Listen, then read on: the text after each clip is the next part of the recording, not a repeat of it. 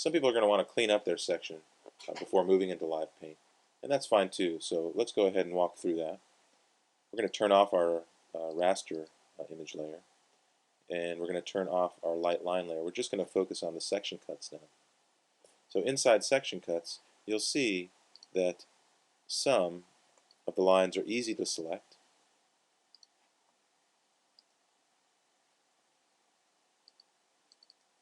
And we're going to double click inside the group so that you'll see we're in the section cuts group now. And we can go ahead and select on shapes and on lines. Now some lines are easier to cut than others. And I notice here that I have one line that I can select and delete.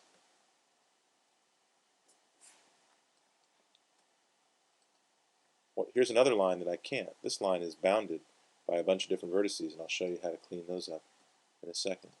But a lot of the lines are single lines that you can go through your section, select, and clean up.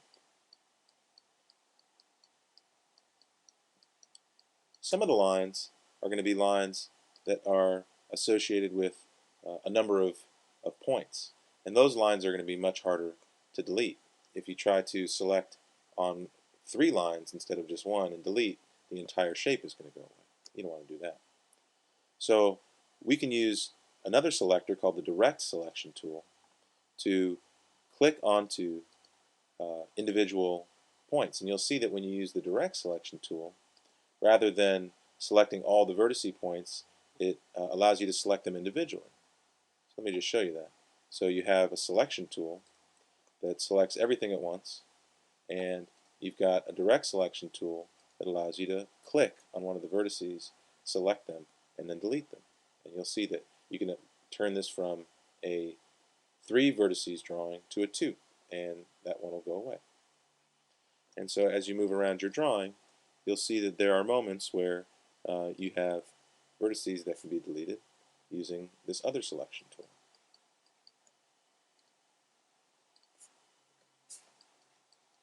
This works well when it's a 3-point selection. Here's a 1-line selection.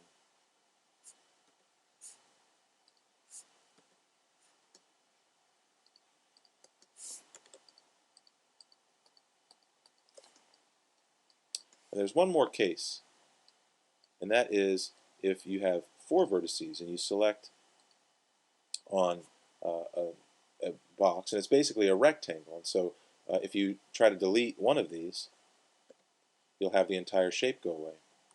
And so the way that you deal with this situation is by adding an anchor point. So you can add an anchor point right in the middle and split this object. Then you can go back in and select that particular shape and delete it, and then it'll go away. But you have to split it first in order for it to understand that you want to just delete that particular line. So once your drawing is cleaned up, you can go back outside of the section cut group. We'll select onto section cuts, go to Object, Live Paint, and Make. Choose your live paint bucket, and then you will go ahead and fill your section. I'm going to choose white. I'm going to fill this section, and I'm going to fill this section, and I'm going to fill this section. I'm going to go back outside. I'm going to change my stroke to empty, and I have the same results, though a couple fewer clicks after having to clean up the section.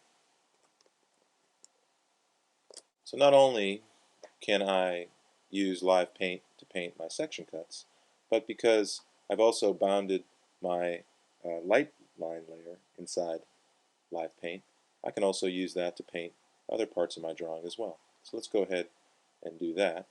I'm going to select some different color grays. Use this light gray first, paint the inside. Then I'm going to use a darker gray to paint the threshold, and another gray for the stair, and a light gray for one of the steps. and so on. So you'll be able to march around your drawing and create color fills for all the things that you need to fill as you work through your project.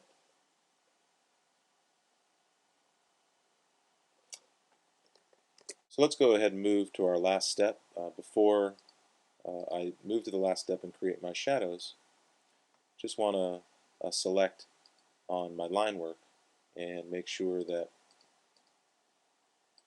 I have my color stroke turned off so I can have the effect that we want inside our project.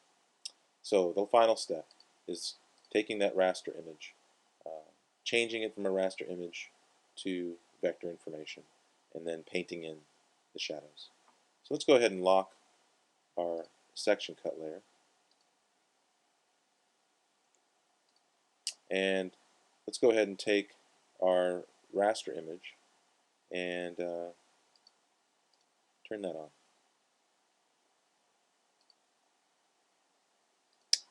I'm going to unlock it. I'm going to select on the image itself. And it looks like a clipping mask is set up automatically when we transfer over from layout. So you can delete this path if you want and just focus on the image itself. So we're going to click on the image. We're going to go to Object and Live Trace, Tracing Options. We're going to change this to grayscale so it understands the gray shadows. And we're going to take the corners and make them 0 so we have nice sharp corners.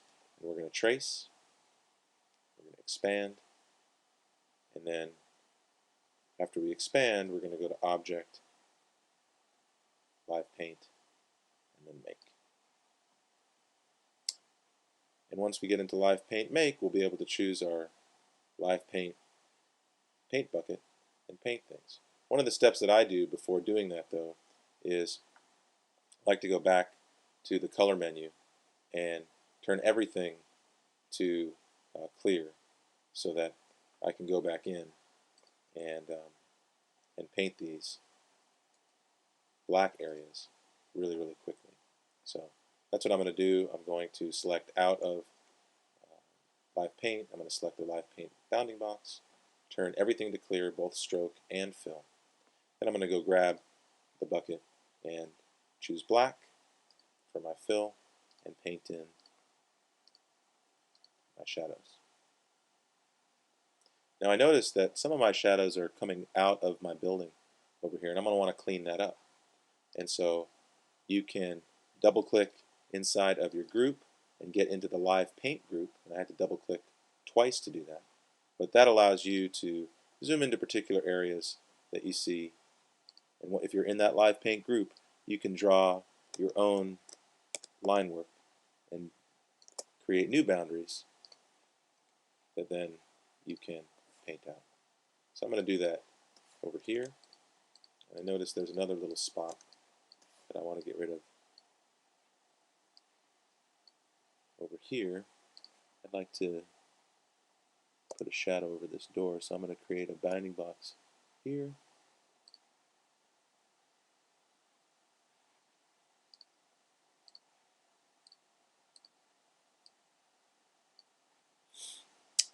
And I'm going to go ahead and fill that area with black.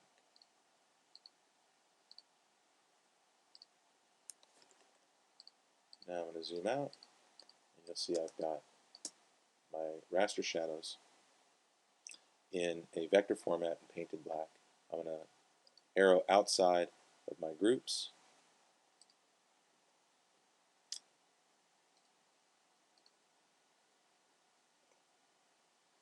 And I'm going to take this raster group, I'm going to drag it above the sections. And voila, I've got my shadows sitting on top of the painted sections.